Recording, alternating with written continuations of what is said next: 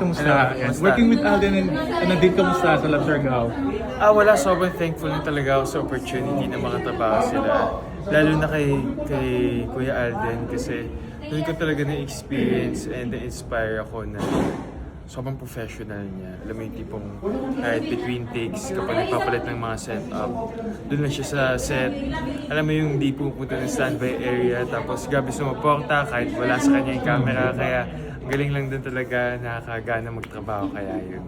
Nadine? Kay Nadine naman sobrang warm ng pag-welcome niya kaya nag-enjoy din ako sa taping and sobrang comfortable lang din ako kaya enjoy. Thank you so much. Congrats.